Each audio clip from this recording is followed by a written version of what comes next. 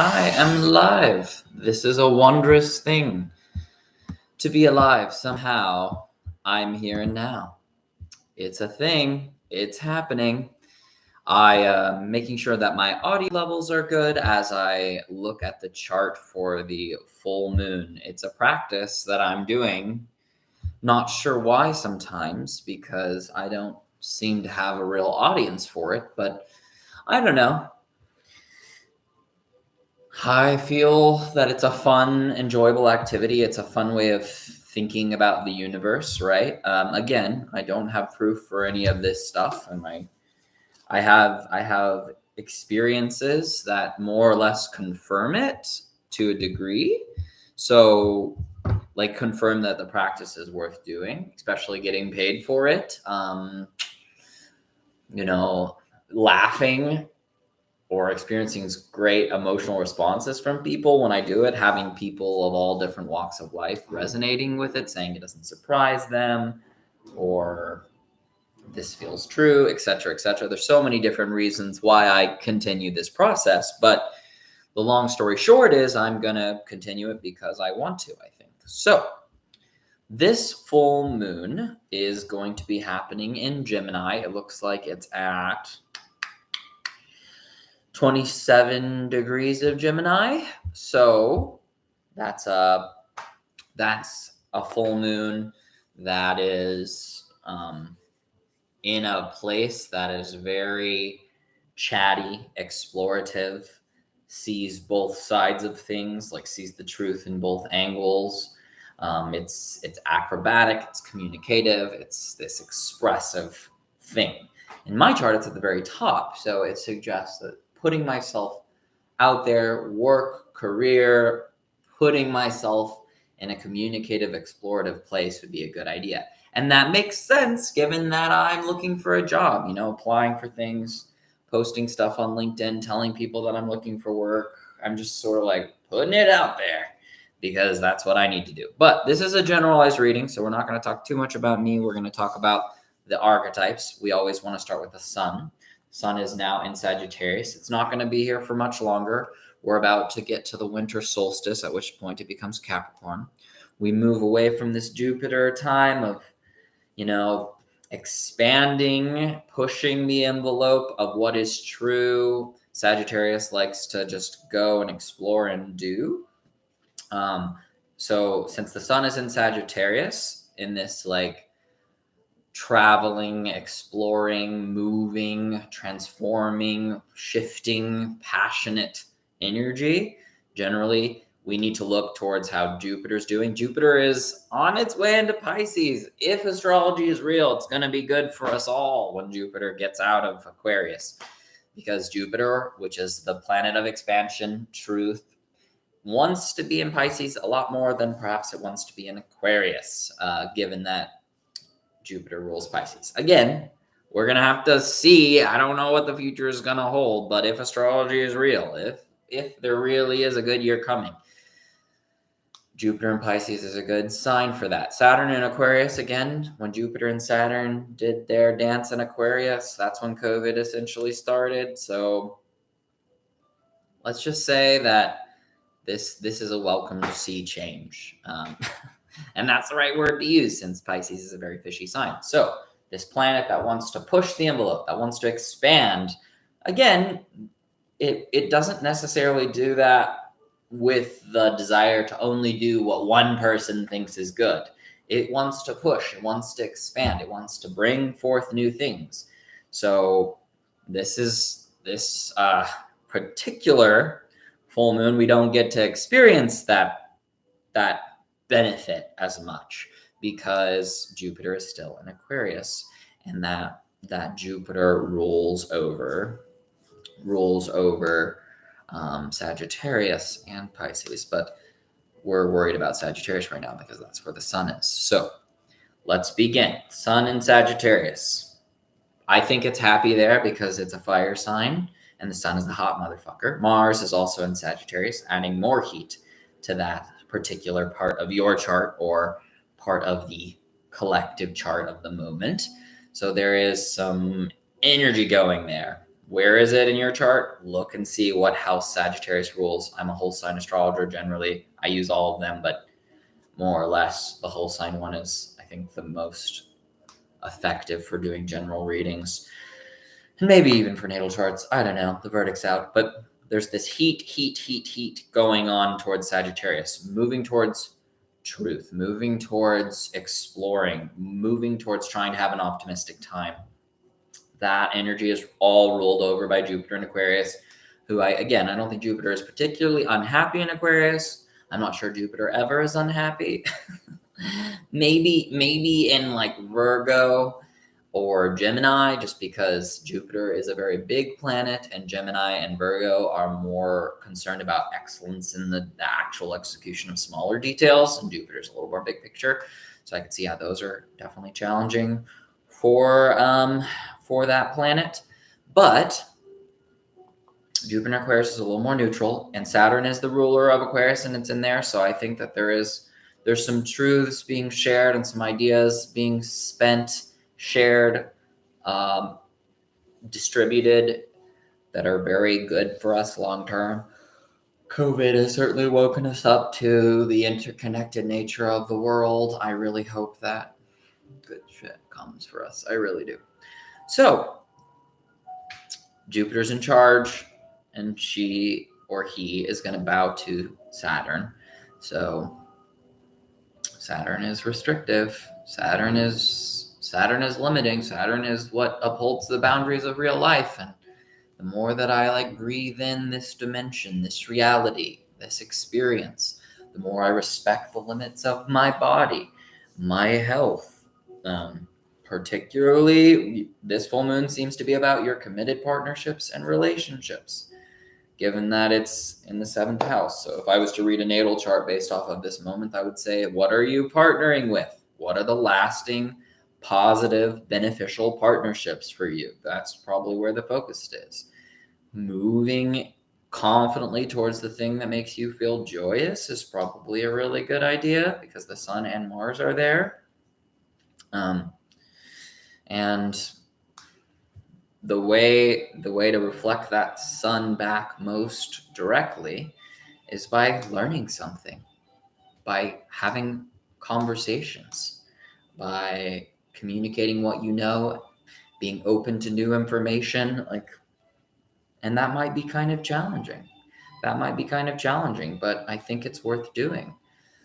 There's a trine between Jupiter and the moon, which having a trine with Jupiter is a good thing. So there's this idea that perhaps the energy of an idea or a word or a message or a thought that is very truth oriented and very expansive could happen for you.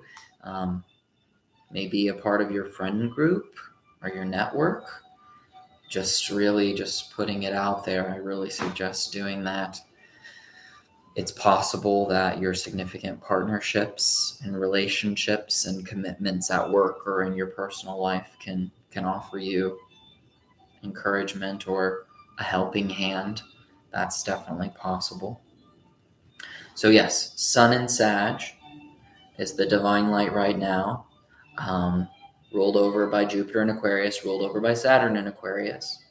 So the moon though is being opposed by that Sun every full moon. So there's this bit of this. I view oppositions as like boundaries, like the limit of something. So that's only one interpretation. But when I have two things going in opposite directions, it doesn't mean that they don't see each other. It's just like this is a boundary point and this is a boundary point. The Sun is here, the moon is here, shining all of that light back towards us. And it has to do with exploring truth and ideas. What serves you, what serves others. Man, this rambling practice of just sharing this story. Is it helpful? Is it not? I do not know. but I'm going to continue to do it because it doesn't take much time, and I like to fill my days with being creative. Okay. Anything more we want to say? We talked on Mars. We've got this Venus-Pluto conjunction in Capricorn. I wrote an article about this, about transformative love, about wanting to find the structures that really, really last, but also knowing that those may need to change. Beauty, what is beautiful, what is lovely, what is comfortable, what is permanent in an impermanent universe. I know that sounds like an oxymoron, but trying to find the structures that really support you over long periods. I mean, those may be shifting, particularly around your work and health. I mean, certainly I can look at this chart and project it all over my own life. It makes sense, but this full moon's a Leo rising one, so being magnificent and excellent, experiencing great joy, you know. Let's see, Sun, Sag is at 27, Mercury's at 8. So it's the Mercury's not quite out from under the beams of the sun. So it might be a little obstructed, but it's getting close. It's getting close. There's probably a message. There's probably a message on its way. There's probably an idea on its way. And that Mercury that's maybe being slightly obscured right now by the sun. I don't want to say as much as I do. That Mercury that's slightly obscured still by the sun is in charge of where the moon is, because Mercury rules over Gemini. So that's a little unfortunate.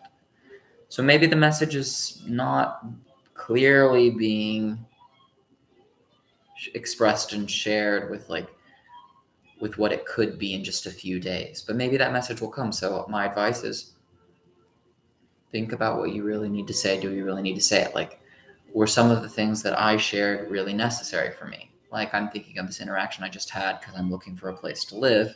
There's this sober house that's trying to do housing for sober people, and it's within my budget. And I'm like, oh, wow, I think I could be really valuable in that space, bringing sort of the meditative presence. But they won't accept me because I don't have an addiction. And I'm like, but I'm sober. Like, why can't I live in the sober house? And he was like, good luck, sorry. And I'm like, maybe you're the one who needs luck. Like, if I fought him on it because I have needs that I want to get met. And if he thinks that it's wrong for me to try to meet those needs or argue with him or to sell myself, then that's crazy. But maybe, I don't know. I want to respect boundaries, but like, if I don't find a place to live, then I might not get to stay in LA. And I don't think going back to Oklahoma is a good idea for me. But I mean, this is my real life. I have to meet my needs. So if he's going to be trying to police me and trying to not take my money, then fine. If there is some kind of, government funding or whatever, then I have to be a recovering addict to prove it. But I could just say that I'm a recovering addict. How hard would that be to lie? It's nuts. I have real needs and I need to meet them. And I want to find partners in that. Win-win situations are what I'm after. I think the last thing I want to do, because why not? It's traditional to recite mantras 108 times, but you can recite them for as long or as briefly as you want. Just be sure to end with a dedication to fellow beings to lock in your meditation. 108 times.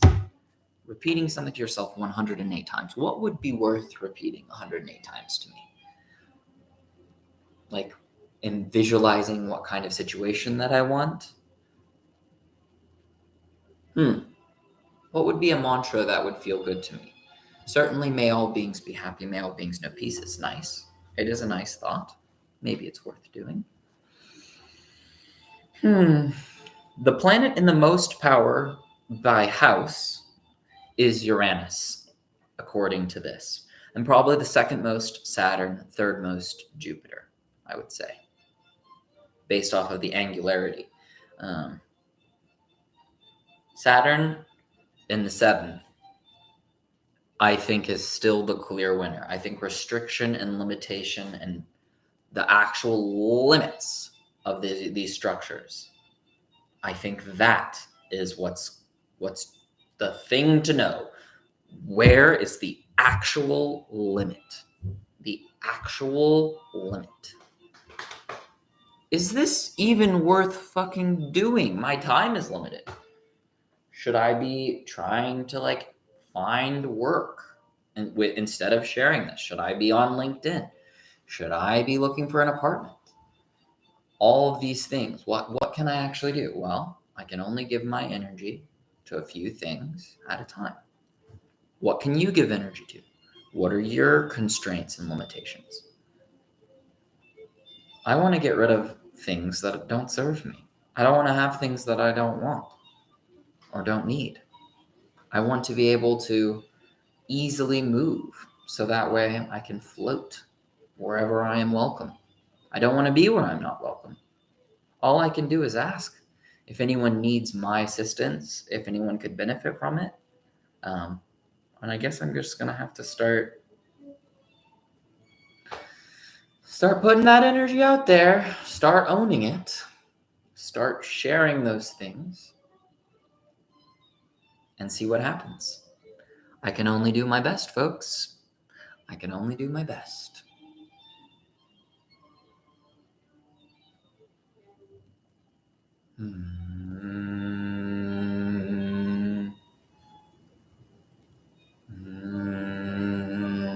Maybe that'll be a mantra, just moaning. Okay, any other things? I guess the last thing that's sort of catching my eye is Jupiter in Aquarius. Even though it may not have a ton of power, it is sextiling the sun in Sagittarius and trining the moon. So there's this kind of lovely triangle happening. You can probably see it on the still thumbnail.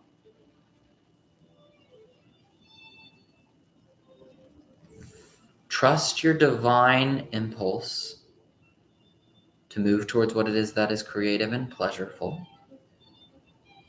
Learn how that exchange with the people that you're partnering with can be manifested and shared with groups. It's this like triangle of really, it's outgoing. It's a very intellectual, expressive, it's a mental energy, but there's also a passion with it. There's a passionate thing going on too. So yeah, let's do it. Let's fucking put it out there 108 times. I dedicate this astrological reading, this meditation, this contemplation on the arrangement of stars and planets to anyone and everyone who's here on Earth and doing something that they believe in, something that they care about, moving in the direction of what feels better. That feels good. That feels good. Now just say that 107 more times.